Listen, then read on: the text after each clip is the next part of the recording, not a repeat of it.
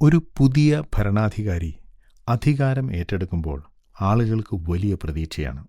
അതുപോലെ തന്നെ അധികാരം ഏറ്റെടുക്കുന്ന ആൾക്കും വലിയ പ്രതീക്ഷകളുണ്ട്. ഇത്ര നാളും ചെയ്യാമെന്ന് പ്രതീക്ഷിച്ചിരുന്ന കാര്യങ്ങൾ നടപ്പാക്കാം എന്ന പ്രതീക്ഷ. അത് ഒരു പരിധിവരെ നടപ്പാക്കാൻ അവർക്ക് സാധിക്കുകയും ചെയ്യും.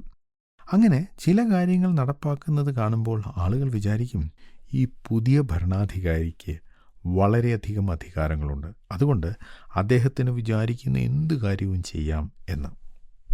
എന്നാൽ അത്തരത്തിലുള്ള ഒരു അധികാരം ഈ ഭൂമിയിലുള്ള ഒരു ഭരണാധികാരിക്കും ഒരിക്കലും ഉണ്ടായിരുന്നില്ല.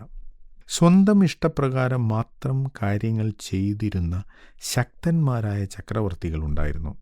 എന്നാൽ അവർക്കും അവർ ഉദ്ദേശിച്ച എല്ലാ കാര്യങ്ങളും അവർ ഉദ്ദേശിച്ചതുപോലെ ചെയ്യാൻ സാധിച്ചിരുന്നില്ല.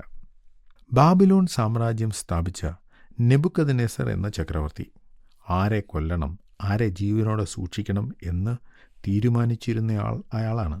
ആ നെബൂഖദ്നേസർ ചക്രവർത്തി 7 വർഷങ്ങൾ ഒരു കാളയെപ്പോലെ പുല്ല് തിന്ന് ജീവിച്ചു എന്ന് പറഞ്ഞാൽ അതിശയം തോന്നും.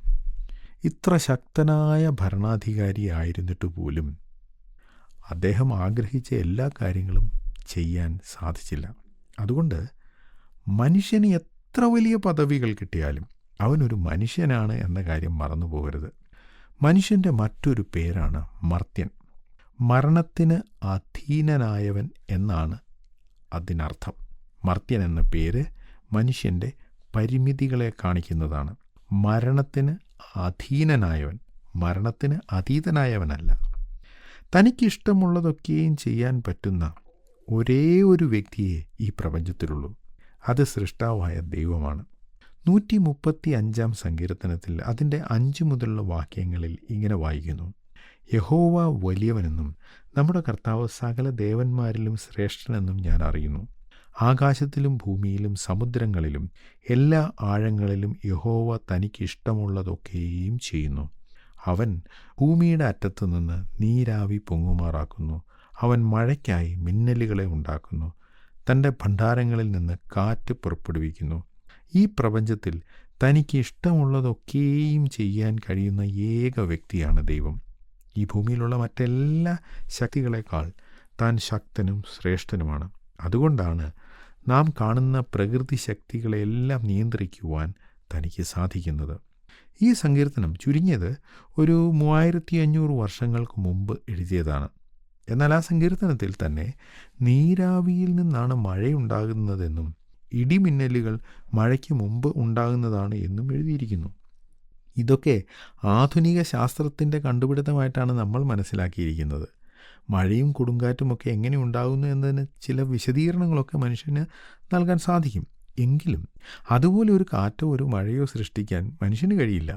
അത് കഴിയുന്നവനാണ് ദൈവം. ഇത്ര ശക്തനും ശ്രേഷ്ഠനുമായ ദൈവം ഒരു അത്ഭുതകരമായ കാര്യം ചെയ്തതായി അതേ സങ്കീർത്തനത്തിൻ്റെ 4-ാം വാക്യത്തിൽ കാണുന്നു. താൻ യാക്കോബിനെ തിരഞ്ഞെടുത്തു എന്നാണ് അവിടെ വായിക്കുന്നത്. എന്നുവെച്ചാൽ യാക്കോബിനെയും അവൻ്റെ സന്തതികളെയും ദൈവം തിരഞ്ഞെടുത്തു. യാക്കോബിൻ്റെ മക്കൾ ഒരു വലിയ ജാതിയായി കഴിഞ്ഞ ശേഷം ദൈവം അവരെ തിരഞ്ഞെടുക്കുകയായിരുന്നില്ല. യാക്കോബ് ഒന്നുമില്ലാത്ത ഒരു വ്യക്തിയായിരുന്നപ്പോൾ തന്നെ ദൈവം അവനെ തിരഞ്ഞെടുത്തു. അതാണ് ദൈവത്തിൻ്റെ മഹത്വം. ആർക്കും ഒരു പ്രതീക്ഷ അർപ്പിക്കാൻ വകയില്ലാത്ത ഒരാളെ തിരഞ്ഞെടുത്തു. എന്നിട്ട് അയാളെ ഒരു വലിയ രാജ്യമാക്കി മാറ്റുന്നു. അതാണ് ദൈവം ചെയ്യുന്നത്. അത് ദൈവത്തിന് ഇന്നും ചെയ്യാൻ സാധിക്കും. ദൈവത്തിന് ഇഷ്ടമുള്ളതൊക്കെയും ചെയ്യാൻ സാധിക്കും. അത് നിങ്ങളുടെ ജീവിതത്തിലും ചെയ്യാൻ ദൈവത്തിന് സാധിക്കും. യാക്കോബിൻ്റെ മക്കളെ ഒരു രാജ്യമാക്കി മാറ്റുവാൻ ദൈവം പല പ്രാവശ്യം പ്രകൃതി ശക്തികളെ നിയന്ത്രിച്ചു. അങ്ങനെയെങ്കിൽ ദൈവം അതൊക്കെ നിങ്ങൾക്ക് വേണ്ടിയും ചെയ്യും.